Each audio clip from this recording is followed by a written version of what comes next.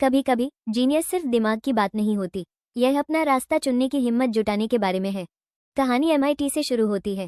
एक मशहूर American university के प्रोफेसर गेराल्ड एक एडवांस्ड मैथ क्लास पढ़ा रहे हैं। लेक्चर के बाद वो अपने स्टूडेंट्स को चैलेंज देते हैं कि वो क्लासरूम के बाहर बोर्ड पर एक बहुत मुश्किल मैथ प्रॉब्लम लिखेंगे। वो वादा करते हैं कि जो कोई भी इसे सॉल्व करेगा उसका नाम कॉलेज में सुनहरे अक्षरों में लिखा जाएगा ताकि उन्हें और इंस्पायर किया जा सके। वो बताते हैं कि कुछ स्टूडेंट्स जिन्होंने पहले ये प्रॉब्लम सॉल्व की थी अब अपने फील्ड में लीडर हैं। वो मानते हैं कि प्रॉब्लम बहुत मुश्किल है और उन्हें इसे सॉल्व करने के लिए सेमेस्टर के आखिर तक का समय देते हैं। क्लास खत्म होने के बाद हम विल हंटिंग से मिलते हैं जो वहाँ क्लीनर का काम करता है। अपना काम करते हुए विल बोर्ड पर लिखी मैथ प्रॉब्लम देखता है। उस रात बाद में वो घर जाता है और अपने बाथरूम के शीशे पर इक्वेशन सॉल्व करना शुरू करता है। अगले दिन जब कोई आसपास नहीं होता तो वो चुपचाप चौक का एक टुकड़ा उठाता है और बोर्ड पर सही सॉल्यूशन लिखता है। यह एक बड़ी कामयाबी है क्योंकि वो सिर्फ एक दिन में प्रॉब्लम सॉल्व कर लेता है। काम के अलावा विल अपना ज्यादातर समय अपने दोस्तों के साथ बिताता है। एक दिन बेसबॉल गेम देखते समय विल की नज़र एक लड़के पर पड़ती है जो स्कूल में उसे बुली करता था। उसे देखकर विल का पुराना गुस्सा वापस आ जाता है और वह कंट्रोल खो देता है। वो अपने दोस्तों के साथ उस लड़के से भिड़ जाता है और लड़ाई शुरू हो जाती है। विल उसे जोर से मारकर अपना बदला लेता है। उसके दोस्त उसे हालात बिगड़ने से पहले रोकने की कोशिश करते हैं। तब तक पुलिस आ जाती है और जब एक ऑफिसर विल को रोकने की कोशिश करता है तो वो उस पर हमला कर देता है। नतीजतन विल को अरेस्ट कर लिया जाता है। इस बीच प्रोफेसर गेराल्ड को पता चलता है कि मुश्किल मैथ का सवाल सॉल्व हो गया है। वह जल्दी से बोर्ड चेक करने जाता है और कंफर्म करता है कि सॉल्यूशन सही है। वो अपने सबसे होशियार स्टूडेंट से पूछता है कि क्या उनमें से किसी ने इसे सॉल्व किया है। जब वे सभी मना कर देते हैं तो प्रोफेसर हैरान रह जाता है।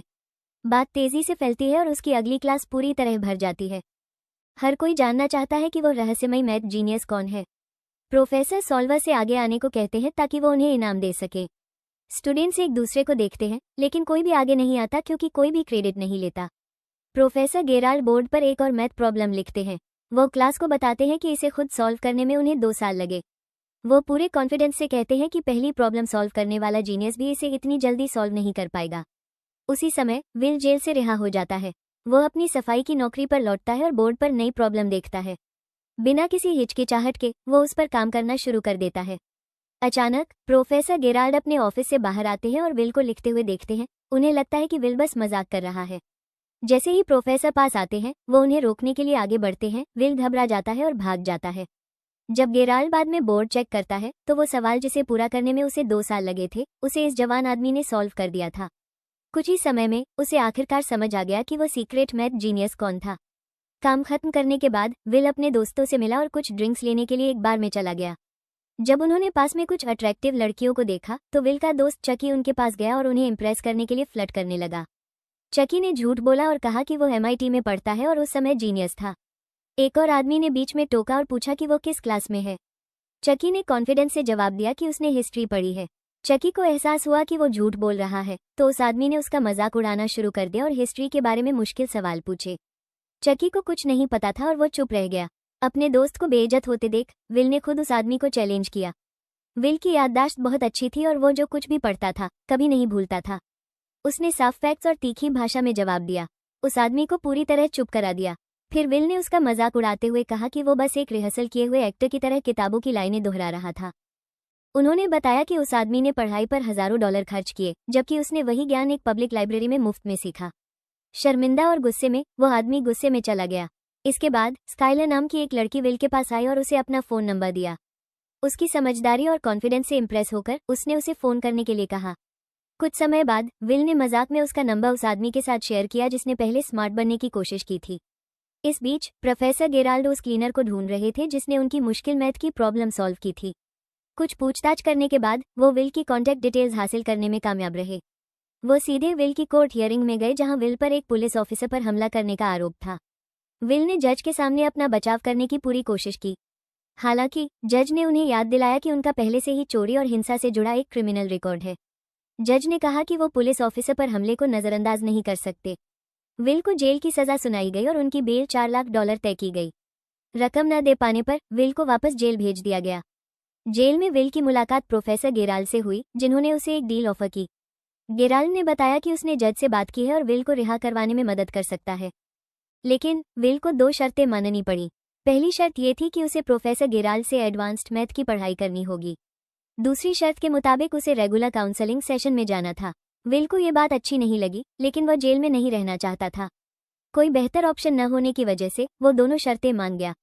जल्द ही विल प्रोफेसर गेराल्ड के साथ मैथ सेशन में जाने लगा। प्रोफेसर विल की जबरदस्त इंटेलिजेंस और प्रॉब्लम सॉल्विंग की काबिलियत देखकर हैरान रह गए। दूसरी शर्त के मुताबिक विल को थेरेपिस्ट से भी मिलना था, लेकिन विल ने उनमें से किसी के सामने भी खुलकर बात करने से मना कर दिया। इसके बजाय वो हर उस थेरेपिस्ट का मजाक उड़ाता और उन्हें मात देता। वो उनकी पब्लिश हुई किताबें पहले से पढ़ लेता और उनकी ही थ्योरीज को उनके खिलाफ इस्तेमाल करता। आखिरी कोशिश के तौर पर प्रोफेसर गेराल्ड अपने पुराने दोस्त सीन मैगविरे, जो एक साइकोलॉजी प्रोफेसर थे, के पास गए। पहले तो सीन ने मना कर दिया और कहा कि उनके पास इतनी परेशानी के लिए टाइम नहीं है। जब गेराल्ड ने समझाया कि वो लड़का सच में खास है और अगर वो गलत रास्ते पर रहा तो अपना भविष्य बर्बाद कर लेगा, तो सीन आखिरकार विल से मिलने के लिए मान गया। विल ने सीन के साथ वैसा ही बर्ताव किया जैसा उसने अपने पिछले थेरेपिस्ट के साथ किया था। उसने शॉन की किताब पहले ही पढ़ ली थी और अपनी थ्योरीज का इस्तेमाल करके उसका मजाक उड़ाना शुरू कर दिया था। लेकिन शॉन शांत रहा और विल से आराम से और नॉर्मल तरीके से बात की। उसने कोई पर्सनल सवाल नहीं पूछे और न ही विल को उसके पास्ट के बारे में बात करने के लिए मजबूर किया। फिर विल का ध्यान एक पेंटिंग पर गया जिसे शॉन ने खुद बनाया था। पेंटिंग और कुछ आर्ट बुक्स देखने के बाद विल शॉन की जिंदगी के बारे में लापरवाही भरी बातें करने लगा। शॉन ने विल की ज्यादातर बातों को इग्नोर किया और कोई खास रिएक्शन नहीं दिया। फिर विल ने शॉन की पत्नी का जिक्र किया। शॉन साफ तौर पर परेशान हो गया। विल ने जल्दी ही उसकी कमजोरी पहचान ली और उसे बातचीत में लाता रहा। उसने पूछा कि शॉन की पत्नी वहां क्यों नहीं है और कहा कि शायद उसने उसे किसी और के लिए छोड़ दिया है। ये सुनकर शॉन का गुस्सा फूट पड़ा और उसने विल का गला पकड़ लिया। उसने विल को चेतावनी दी कि वो फिर कभी अपनी पत्नी की बेइज्जती न करे। विल ने शांति से कहा कि सेशन का समय खत्म हो गया है।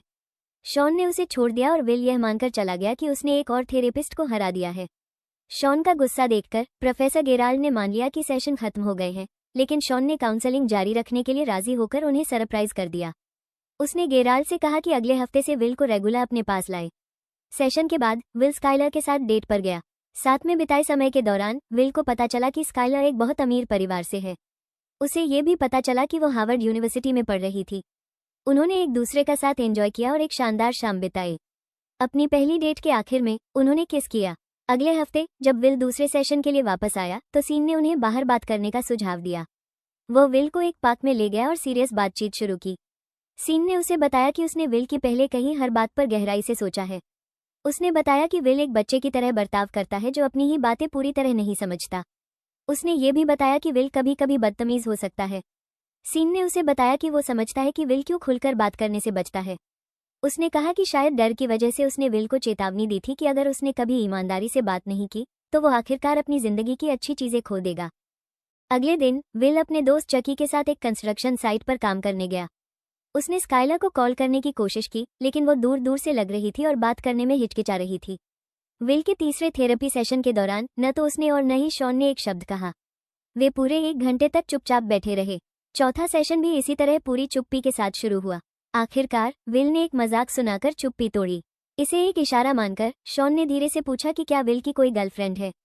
विल ने उसे स्काइलर के बारे में बताया और समझाया कि उनकी पहली डेट परफेक्ट थी। उसने ये भी माना कि अब वे मुश्किल से बात करते हैं। जब शॉन ने पूछा क्यों, तो विल ने कहा कि स्काइलर उसके लिए बहुत अच्छी है। उसका मानना था कि अगर रिश्ता चलता रहा तो सब कुछ बिखर जाएगा। उसे डर था कि आखिरकार उसे एहसास हो जाएगा कि वो उसके लायक नहीं है। शॉन ने समझाया कि कोई भी किसी से बेहतर या बुरा नहीं है। उसने कहा कि हर किसी में खूबियां और कमियां होती हैं। असल में यह मायने रखता है कि क्या दो लोग एक दूसरे के लिए सही हैं। ये समझने में मदद मिलेगी। शॉन अपनी पत्नी के बारे में बात करने लगा। शॉन ने कहा कि वो एक बहुत अच्छी इंसान थी और वो उससे बहुत प्यार करता था। उन्होंने कहा कि वो कभी कभी नींद में पादती थी। इस अचानक आए कमेंट से कमरे का मूड बदल गया। विल और सीन दोनों जोर से हंस पड़े। उस पल वे थोड़े और करीब आ गए और विल सीन के साथ ज्यादा कंफर्टेबल महसूस करने लगा। सेशन खत्म हो गया और सीन ने विल को सलाह दी कि वो जिस लड़की को पसंद करता है उससे खुलकर बात करे। विल बातचीत में इतना बिजी था कि सीन को उसे याद दिलाना पड़ा कि सेशन खत्म हो गया है। सीन ने कहा कि वे चले जाएं और कमरे के बाहर अपनी जिंदगी जारी रखें। सीन की सलाह मानकर विल स्काइलर के कॉलेज गया और उससे फिर से डेट पर जाने के लिए पूछा। स्काइलर ने कहा कि वो उसके साथ बाहर जाना चाहती है, लेकिन उसे एक बहुत मुश्किल एकेडमिक प्रॉब्लम सॉल्व करनी है। उसने बताया कि इसमें कई दिन लग सकते हैं। इंतजार नहीं कर सका, विल ने उससे सवाल दिखाने को कहा। इसे देखने के बाद विल ने जल्दी से इसे सॉल्व किया और एक नैपकिन पर जवाब लिख दिया। उसने उससे कहा कि उसके पास कोई बहाना नहीं बचा है और उसे अपनी दूसरी डेट पर उसके साथ आना चाहिए। स्काइलर ने विल से उसके परिवार के बारे में पूछा। विल ने झूठ बोला और कहा कि उसके 12 भाई हैं। स्काइलर ने उसे उन सभी के नाम बताने को कहा। विल ने तुरंत 12 रैंडम नाम एकदम सही क्रम में बताए। शक होने पर स्काइलर ने उससे नाम फिर से दोहराने को कहा। विल ने बिना किसी गलती के वही सीक्वेंस दोहराया। स्काइलर को एहसास हुआ कि विल सच में एक जीनियस था। अगले थेरेपी सेशन में विल ने शॉन से पूछा कि क्या उसे कभी अपनी पत्नी से मिलने का अफसोस हुआ। उसने कहा कि उसकी मौत के बाद शॉन बहुत अकेला और दुखी महसूस करता होगा। जवाब में शॉन ने बताया कि वो अपनी पत्नी से कैसे मिला। उसने बताया कि जब उसने उसे पहली बार देखा तो वो अपने दोस्तों के साथ बेसबॉल गेम के टिकट खरीदने के लिए लाइन में खड़ी थी। यह एक जरूरी मैच था। विल ने शॉक में रिएक्ट किया और कहा कि शॉन लकी था कि उसने गेम लाइव देखा। शॉन ने जवाब दिया कि उसने कभी स्टेडियम में गेम नहीं देखा। उसने अपने दोस्तों को छोड़कर उस लड़की के साथ डेट पर जाने का फैसला किया। वो लड़की बाद में उसकी पत्नी बनी। विल को यकीन नहीं हो रहा था कि शॉन ने डेट के लिए इतना हिस्टोरिक गेम छोड़ दिया। शॉन ने शांति से कहा कि उसे उससे मिलने का कभी अफसोस नहीं हुआ। उसने बताया कि भले ही वो कुछ ही सालों के लिए उसकी जिंदगी में थी, लेकिन वे साल उसकी जिंदगी के सबसे खूबसूरत साल थे। बाद में स्काइलर ने विल से पूछा कि उसने उसे कभी अपने दोस्तों या परिवार से क्यों नहीं मिलवाया। विल अपनी जिंदगी के बारे में झूठ बोलता रहा, हालांकि वो उसे अपने दोस्तों से मिलवाने के लिए मान गया। विल शुएलर और उसके दोस्त एक बार में मिले। शुएलर को वे सच में पसंद आए और सभी ने शाम का मजा लिया। उसी समय प्रोफेसर गेराल्ड विल की प्रोग्रेस के बारे में पूछने आए। शॉन ने बताया कि विल धीरे धीरे खुल रहा है, लेकिन इसमें और समय लगेगा। प्रोफेसर गेराल्ड ने कहा कि वो विल के लिए एक हाई लेवल जॉब दिलाने की कोशिश कर रहे थे। उन्हें विश्वास था कि विल अपनी मेंटल प्रॉब्लम सॉल्व होने के बाद आसानी से कोई भी इंटरव्यू क्लियर कर लेगा। उन्हें यकीन था कि विल को मैथ के फील्ड में फेमस होने से कोई नहीं रोक सकता। शॉन ने सवाल किया कि क्या गेराल्ड विल की जिंदगी को कंट्रोल करने की कोशिश कर रहा है। उसने कहा कि जीनियस होने का मतलब यह नहीं है कि विल को कोई मजबूर रास्ता अपनाना होगा। उसने कहा कि विल को अपना भविष्य खुद चुनने देना चाहिए। हालांकि प्रोफेसर गेराल्ड ने जोर देकर कहा कि उन्हें कोई और ऑप्शन नहीं दिखता। प्रोफेसर गेराल्ड ने विल के टैलेंट को बेकार जाने देने से मना कर दिया। हालांकि विल को उस तरह की नौकरी में कोई दिलचस्पी नहीं थी जो गेराल्ड उसके लिए चाहता था। इसके बजाय विल ने अपनी जगह इंटरव्यू में शामिल होने के लिए अपने दोस्त चकी को भेजा। एक रात अपने भविष्य के बारे में बात करते हुए शुएलर ने विल से पूछा कि क्या वो उसके साथ कैलिफोर्निया चला जाएगा। ये सुनकर विल घबरा गया और तुरंत मना कर दिया। उसने कहा कि उसकी पूरी जिंदगी इसी जगह पर थी और वो यहाँ से नहीं जा सकता। स्काइलर ने उससे पूछा और कहा कि वो जानती है कि वो उससे प्यार करता है। उसने पूछा कि वो उसके साथ पूरी तरह से कमिट करने से इतना डरता क्यों है। उसने ये भी बताया कि विल ने उसे कभी पूरा सच नहीं बताया। स्काइलर ने फिर बताया कि उसे पता था कि उसने 12 भाइयों के बारे में झूठ बोला था। जब उसका झूठ सामने आया तो विल अपना आपा खो बैठा। उसने गुस्से में पूछा कि वो उसकी जिंदगी के बारे में क्या जानना चाहती है। उसने माना कि वो अनाथ है और उसे नहीं पता कि उसके माता पिता कहाँ हैं। उसने बताया कि उसने अपना बचपन एक फॉस्टर होम से दूसरे फॉस्टर होम में घूमते हुए बिताया। उन्हीं में से एक होम में उसने कहा कि परिवार उसे बुरी तरह मारता था। वे उसके साथ जानवर जैसा बर्ताव करते थे। स्काइलर फूट फूट कर रोने लगी और विल से कहा कि कोई बात नहीं। उसने वादा किया कि वो चाहे कुछ भी हो जाए उसके साथ रहेगी। हालांकि विल ने उसे दूर धकेल दिया और कहा कि उसे किसी की मदद की जरूरत नहीं है। अंदर ही अंदर विल डर गया था कि अगर उसने किसी को अपने करीब आने दिया तो वे आखिरकार उसे छोड़ देंगे। स्काइलर रोई और उससे कहा कि वो उससे प्यार करती है और उसे कभी नहीं छोड़ेगी। विल ने झूठ बोला और कहा कि वो उससे प्यार नहीं करता। फिर वो स्काइलर को अकेला और टूटा हुआ छोड़कर चला गया। इसके बाद और प्रोफेसर गेराल्ड के दबाव के कारण विल आखिरकार जॉब इंटरव्यू देने के लिए मान गया। हालांकि जब वो इंटरव्यू के लिए गया तो उसने जॉब पाने में कोई खास दिलचस्पी नहीं दिखाई। एक थेरेपी सेशन के दौरान सीन ने विल से पूछा कि वो अपनी जिंदगी में सबसे ज्यादा किस पर भरोसा करता है। विल ने जवाब दिया कि वो अपने दोस्त चकी पर भरोसा करता है। सीन मान गया और कहा कि चकी उसके लिए भाई जैसा है। उसने बताया कि चकी विल के लिए अपनी जान भी खतरे में डाल देगा। लेकिन सीन ने कहा कि कोई भी इंसान सिर्फ दोस्तों के भरोसे पूरी जिंदगी नहीं बिता सकता। फिर सीन ने विल से पूछा कि वो गुजारा कैसे करेगा। विल ने जवाब दिया कि वो दिहाड़ी मजदूर के तौर पर काम करेगा। उसने कहा कि वो कंस्ट्रक्शन में माहिर है और वो काम हमेशा कर सकता है। सीन ने बताया कि मजदूरी का काम विल का कंफर्ट जोन बन गया था। उसने कहा कि विल इससे बाहर निकलने से डरता था। सीन ने चेतावनी दी कि यह डर विल को बेहतर जिंदगी जीने से रोकेगा। गेराल्ड की नौकरी चुनने के लिए उस पर जबरदस्ती करने के बजाय सीन ने विल से पूछा कि वो असल में अपनी जिंदगी में क्या करना चाहता है। विल ने मजाक में कहा कि वो भेड़ बकरियां चराना चाहता है। यह महसूस करते हुए कि विल सीरियस नहीं है, सीन अपनी बात पर अड़ा रहा। उसने विल से कहा कि वो अपना समय बर्बाद नहीं करना चाहता। उसने कहा कि अगर विल ईमानदारी से जवाब नहीं दे सका तो उसे चले जाना चाहिए। इससे विल को गुस्सा आ गया और वो सीन पर चिल्लाने लगा। सीन ने शांति से उससे फिर पूछा कि वो अपनी जिंदगी में क्या करना चाहता है। विल चुप रहा और उसने कोई जवाब नहीं दिया। फिर सीन ने उसे कहा कि स्काइलर के कैलिफोर्निया जाने से पहले वो ऑफिस से निकल जाए। विल ने उसे बाय कहने के लिए फ़ोन किया। स्काइलर ने उससे कहा कि वो उससे आखिरी बार प्यार करती है। विल मुस्कुराया, लेकिन डर ने उसे जवाब देने से रोक दिया। अंदर ही अंदर उसे यकीन था कि आखिरकार उसका दिल टूट जाएगा। अगले दिन चकी से बात करते हुए विल ने कहा कि वो कोई नौकरी नहीं करने वाला है। उसने ये भी माना कि स्काइलर भी अब चली गई है। विल ने कहा कि वे कंस्ट्रक्शन का काम करते रह सकते हैं और उसी मोहल्ले में सादा जीवन जी सकते हैं। ये सुनकर चकी ने आखिरकार अपने दिल की बात कह दी। उसने विल से कहा कि अगर वो 10 साल बाद भी उसे उसी जगह पर देखता है तो उसका दिल टूट जाएगा। चकी ने कहा कि हर सुबह जब वो विल को लेने जाता है तो वो मन ही मन उम्मीद करता है कि एक दिन विल वहां नहीं होगा। उन्होंने बताया कि उनका सबसे बड़ा सपना विल को अपनी जिंदगी में कुछ मतलब का करते देखना है। इस बीच प्रोफेसर गेराल्ड इस बात से परेशान थे कि वे विल को नौकरी के लिए मना नहीं पा रहे थे। शॉन ने गेराल्ड से कहा कि उन्हें विल को इतना बड़ा फैसला लेने के लिए मजबूर नहीं करना चाहिए। उन्होंने कहा कि विल को तो ये भी नहीं पता था कि वो असल में क्या चाहता है। फिर भी शॉन ने समझाया कि विल को छोड़े जाने का डर था, इसीलिए वो लोगों से दूरी बनाए रखता था। गेराल्ड सहमत नहीं था और उसने कहा कि वो विल को अपना भविष्य बर्बाद नहीं करने दे सकता। उसने शॉन से पूछा कि क्या वो चाहता है कि विल भी उसके जैसा बने। शॉन ने शांति से जवाब दिया कि वो नाकाम नहीं है। उसने कहा कि उसने ये जिंदगी अपनी मर्जी से चुनी है और वो इससे खुश है। उसी समय विल कमरे में आया और उनकी बातचीत सुन ली। प्रोफेसर गेराल्ड चुपचाप चले गए ताकि थेरेपी सेशन शुरू हो सके। शॉन ने विल को एक फाइल दिखाई जिसमें बचपन में हुई मारपीट के उसके शरीर पर निशानों की तस्वीरें थीं। विल ने पूछा कि क्या शॉन ने कभी किसी बच्चे को इतनी बुरी तरह पिटते देखा है। शॉन ने बताया कि उसके अपने पिता शराबी थे। उसने कहा कि उसके पिता उसे और उसकी मां दोनों को पीटते थे। ये सुनकर विल की दर्दनाक यादें ताज़ा हो गई। सीन पास आया और धीरे से विल से कहा कि उसके साथ जो कुछ भी हुआ उसमें उसकी कोई गलती नहीं थी। विल ने सिर हिलाया, लेकिन सीन बार बार यही कहता रहा। उसने बार बार कहा कि यह विल की गलती नहीं थी। पहले तो विल ने कहा कि वो समझ गया है, लेकिन सीन उससे कहता रहा कि वो सच में इसे मान ले। विल की आंखों में आंसू भर आए। उसने शॉन को दूर धकेल दिया, खुद को संभालने की कोशिश कर रहा था। शॉन ने शांति से दोहराया कि इसमें उसकी कोई गलती नहीं थी। आखिर में विल पूरी तरह टूट गया। उसने शॉन को कसकर गले लगाया और फूट फूट कर रोया। उस पल विल ने आखिरकार अपने अतीत के दर्द को छोड़ दिया। अब आगे बढ़ने के लिए तैयार, विल ने प्रोफेसर गेराल्ड द्वारा तय की गई नौकरियों में से एक को स्वीकार करने का फैसला किया। इस सफलता के साथ उसका आखिरी थेरेपी सेशन खत्म हो गया।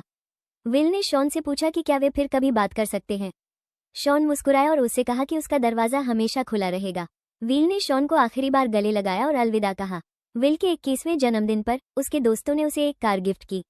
कार पुरानी थी, लेकिन विल को ये बहुत पसंद आई क्योंकि यह उन लोगों की थी जो उसके लिए सबसे ज़्यादा मायने रखते थे। बाद में प्रोफेसर गेराल्ड शॉन से मिलने गए और उसे फेलिया कहने के लिए माफ़ी मांगी। दोनों पुराने दोस्त फिर से मिले और सुलह कर ली। शॉन ने गेराल्ड को बताया कि वो दुनिया घूमने का प्लान बना रहा है। उसने मजाक में कहा कि वो अब छोटा मोटा पैसा नहीं कमाता। जब शॉन अपनी ट्रिप के लिए पैकिंग कर रहा था, विल उसके घर चला गया। उसने चुपचाप शॉन के मेलबॉक्स में एक लेटर डाला और चला गया। बाद में चकी विल को काम पर ले जाने के लिए उसके घर गया। उसने दरवाज़ा खटखटाया, लेकिन किसी ने जवाब नहीं दिया। जब उसने अंदर देखा तो उसे एहसास हुआ कि विल चला गया है। चकी मुस्कुराया, ये जानकर कि विल ने आखिरकार अपना रास्ता चुन लिया था। शॉन को बाद में विल का लिखा लेटर मिला। उसमें विल ने बताया कि वो नौकरी नहीं कर रहा है। इसके बजाय वो स्काइलर को ढूंढने के लिए कैलिफोर्निया जा रहा है। लेटर पढ़ने के बाद शॉन मुस्कुराया और अंदर चला गया। उसे विश्वास था कि अब उसका जीनियस आखिरकार वो जिंदगी जिएगा जिसका वो हकदार था। अगर आपको ये कहानी पसंद आई तो वीडियो को लाइक करना न भूलें। इसे अपने उन दोस्तों के साथ शेयर करें जिन्हें इमोशनल और इंस्पायरिंग फिल्में पसंद हैं। और भी शानदार फिल्मों के एक्सप्लेनेशन के लिए मूवी प्ले चैनल को सब्सक्राइब करें।